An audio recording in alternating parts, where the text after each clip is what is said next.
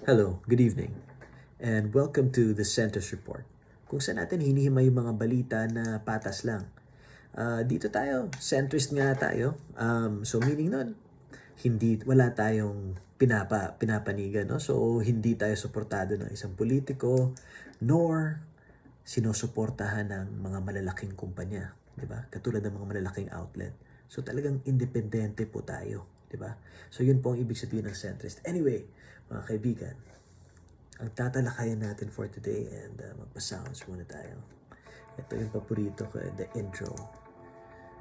Para sa mga YouTubers dyan, no copyright to mga kaibigan at napakagandang intro, di ba? So kita nyo naman, no? Anyway, bago pala sa lahat, papakilala muna ako si Roman and I'm a registered voter here in Cebu City. Sa totoo lang, parang inisip ko sana na gusto kong tumakbo ng konsehal eh. Nakakahiya. No? So, nakakahiya kasi alam kong matatalo ako. Pero dapat wala naman kang kinakahiya. So, ayaw ko, di ba?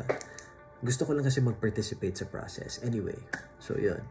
Ang tatalakayan natin ngayon ay actually yung mga ibang balita bago na tinatalakay natin if you watched this content before.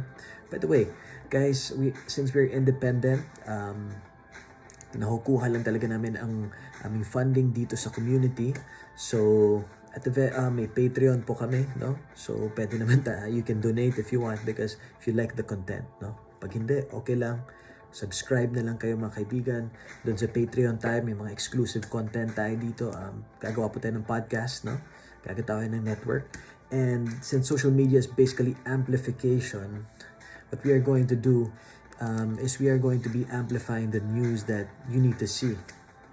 The news na walang vested interest. Ang gusto lang natin umasenso. At ang topic natin for today, yung ibang topic natin before mga kaibigan, para mga ano to di ba? Napakaseryoso. Ito, hindi naman sa seryoso. It's something that I do believe is a very important thing and should be part of the legal agenda of the next Congress. The legal agenda, Anyway, it's about this party list na tatakbo pero may inside info tayo mga kaibigan na hindi daw sila pinayagan, no? So, they're called the Medical Cannabis Party. Okay. So, anyway, guys, just in a nutshell, para hindi na nyo panoorin yung buong video, isa-summarize ko na lang. So, mga kaibigan, merong isa pong party list na tumatakbo at ang main agenda nila is illegalize ang cannabis sativa or ang marijuana. No? So, cannabis na lang from now on ato siyang tawagan, di ba? Kaya yan naman talaga yung term niya, di ba? So, what you need to know is they were actually founded April 20 of 2020, I believe. Now, we'll read the article. We'll see it on the screen. And right now, tumakbo sila as party list. At yung main agenda po nila is ipalegalize nila yung cannabis sativa. Ano yung stance ko?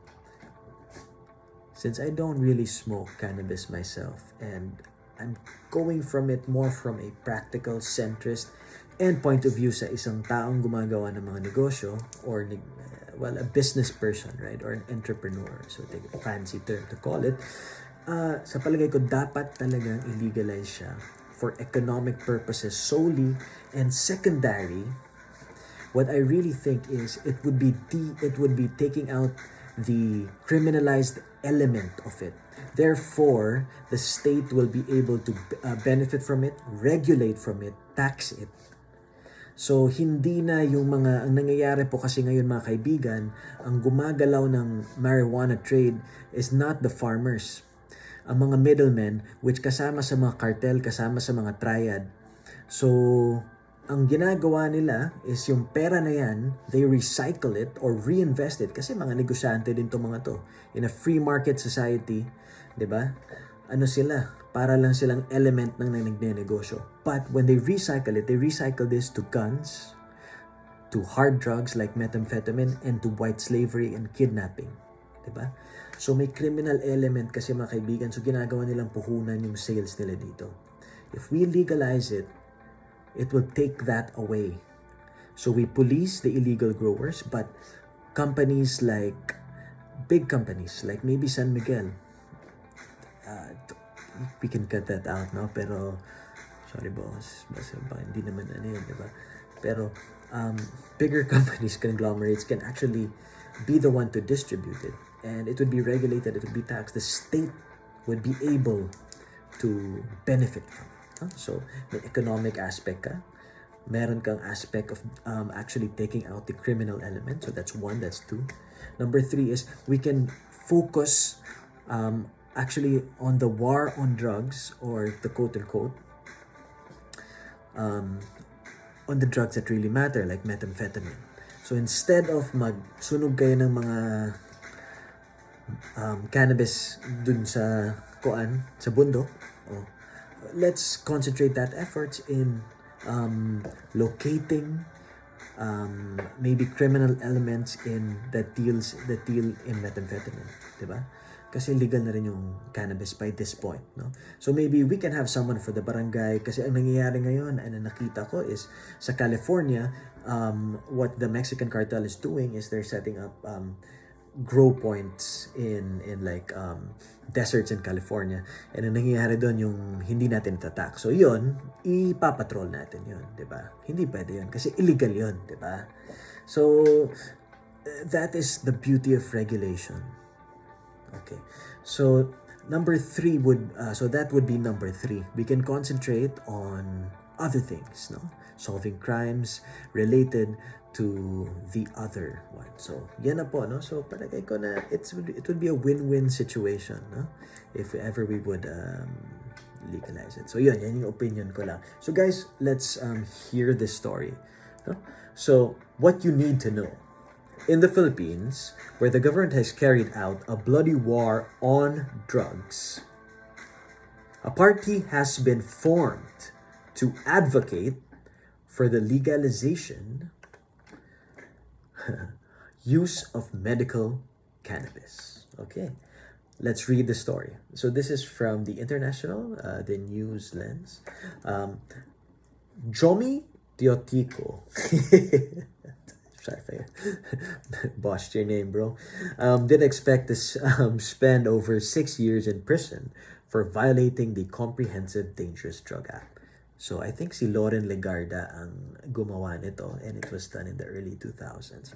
Guys, if I'm wrong, which regulates drug use in the Philippines for possession of marijuana, has just wanted to relax. In 2008, he won the first season of the Philippine edition of Fear Factor. After the competition, the show afforded him a routine psychological evaluation, wherein he was diagnosed with ADHD. The doctor explained the symptoms to him, and now he could put a name to his constant restlessness. He shunned prescription medicines, fearing side effects, and was intent on finding a better remedy. After consulting with medical professionals, Teotico said, "I tried marijuana. I became calm. I started sleeping at a normal time when I couldn't do before. My body felt balanced. I'd found the yin to my yang. Hanip. Everything was really chill.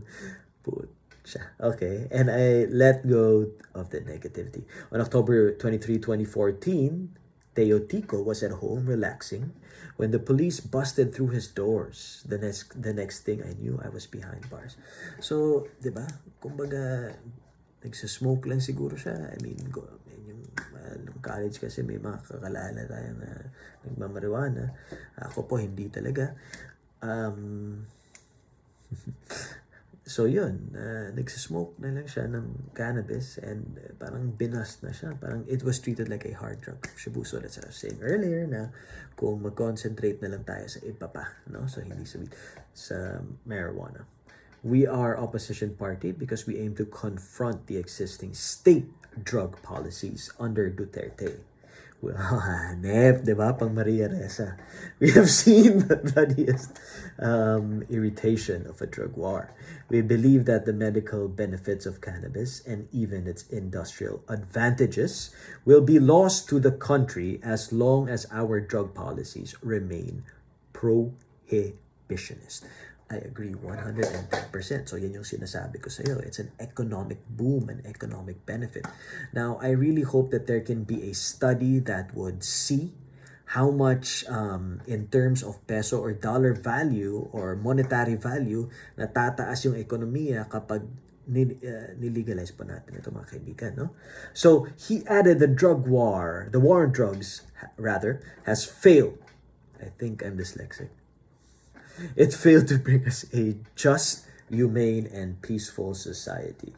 As human rights and drug policy reform advocates, patients needing cannabis medicines, and some of us even victims of the drug war, we strongly call for an end to the so-called war against drugs. In truth, it has only victimized, jailed, or killed the poor and the helpless.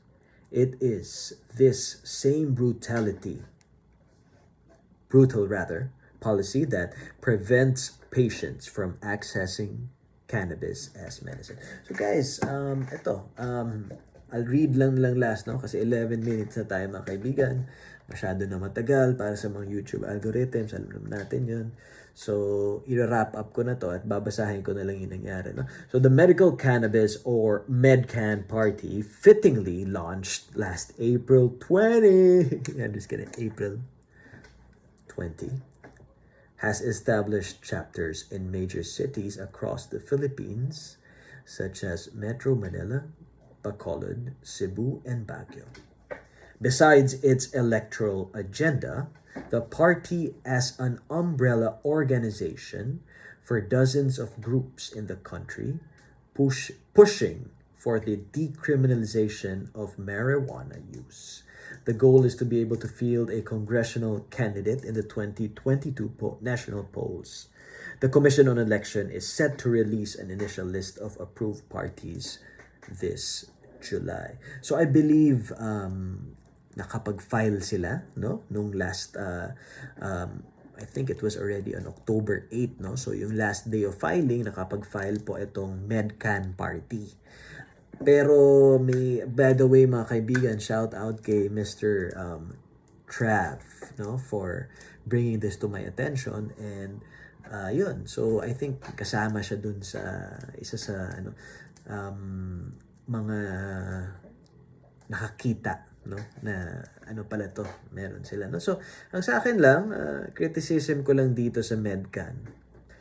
Sabi ni Trav na may rumors is inside info na mukhang hindi sila papayagan, no. So I think ang nangyari dito is umbrella organization siya. Yun nga sinabi nila. At ang ibig sabihin po ng umbrella organization ay isang organisasyon na parang iniisa na yung lahat ng mga grupo, no? Kasi marami ibang grupo, yung 420 Philippines halimbawa, yung Formal, yung what's this? Cannabis for Compassionate Use or something like that. So yun, iniisa na lang niya, tapos kukuha sila ng kandidato para yun ay tumakbo sa Congress. Now, guys, has this type of law tried to be pushed in Congress? I think as early as I can remember, it was actually pushed by Mikey Arroyo nung congressman pa siya. Tapos sinigundahan ng I Cordillera party list. Parang yan, pagkaalala ko yun, college pa ako nun. Tapos, pag nagbasa ko lately na yung Anwaray, nag-push for it. And as early like back in, I think, 2018 or 2019,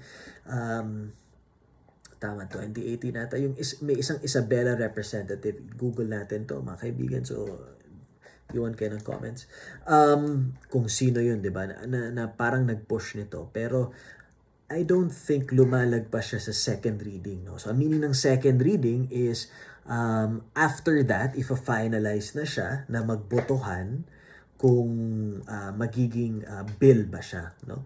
Alam ko sa Senate, nakapasado sila ng isang parang legislation tungkol dito, no? I think naging bill siya, no? Pero hindi siya naging law. So guys, medyo malabo, no? Pero i-research ko pa yun. Hindi ko talaga siya alam kasi itong topic na to hindi ko naman wheelhouse or forte, no? Ang sa akin is yung mga ibang topics natin. Ayun. So, salamat.